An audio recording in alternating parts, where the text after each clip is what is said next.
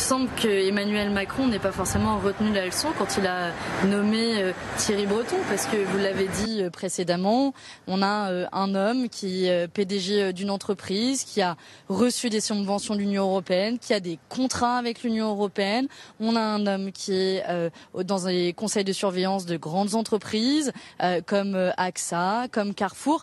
Donc j'ai l'impression que cette question des conflits d'intérêts n'est pas définitivement prise au sérieux, et c'est d'ailleurs pour cela que nous appelons à une autorité indépendante de contrôle des conflits d'intérêts, parce que sinon on peut avoir ce gag qui revient à chaque fois. Mais que je comprenne bien, vous allez voter contre cette candidature, Manon Aubry ? Alors il faut comprendre la manière dont se déroule la procédure. D'abord, au sein de la commission des affaires juridiques que vous avez mentionnée, il y a l'examen des conflits d'intérêts.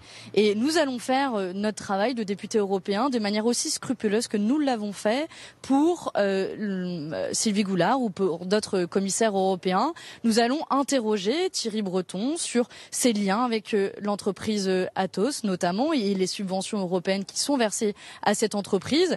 Et dans un deuxième temps, il y aura des auditions sur le fond, et là nous pourrons l'interroger sur sa vision de la politique industrielle européenne, où là aussi il a fort à parier que nous aurons des désaccords, à voir la manière dont il a conduit les entreprises dont il a pris la tête, mais c'est une question séparée, et qu'on ait des désaccords politiques, c'est sain en démocratie. En revanche, je pense qu'il est plus que jamais indispensable qu'il n'y ait aucun soupçon de conflit d'intérêts potentiel, et là je suis pas sûre qu'il ait choisi le bon candidat pour cela. Si nous proposons ce candidat, et Sophie Coignard le rappelait, c'est ce qu'écrit l'Élysée, si nous proposons ce candidat, c'est qu'il convient.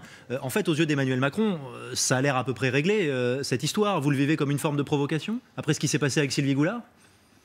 Ouais, ça avait l'air réglé aussi pour Sylvie Goulard. Et puis on se souvient tous de la réaction d'Emmanuel Macron au moment du rejet de Sylvie Goulard, où il a réagi comme un enfant gâté à qui on vole son jouet. Je ne comprends pas. Bah oui, Emmanuel Macron, sachez qu'il y a au niveau européen un Parlement qui a des pouvoirs, et vous ne pouvez pas faire à Bruxelles ce que vous faites à Paris. Vous ne pouvez pas imposer de décision.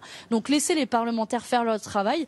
Quand bien même, et j'insiste et je veux le dire, ce qu'a montré toute cette procédure des conflits, d'examen des conflits d'intérêts, c'est qu'elle reste insuffisante, parce que nous n'avons aucun moyen d'investigation, donc oui, nous ne pourrons pas vérifier les informations qui nous seront données par Thierry Breton, ni d'ailleurs ce travail pose aussi question dans l'indépendance dans laquelle il est fait, parce que forcément les députés européens de chaque groupe ont des intérêts spécifiques. Donc malheureusement, quand bien même il passerait cette étape, pour moi ça pointe du doigt les limites de l'exercice qu'il faut de toute urgence réformer. Merci beaucoup Manon Aubry.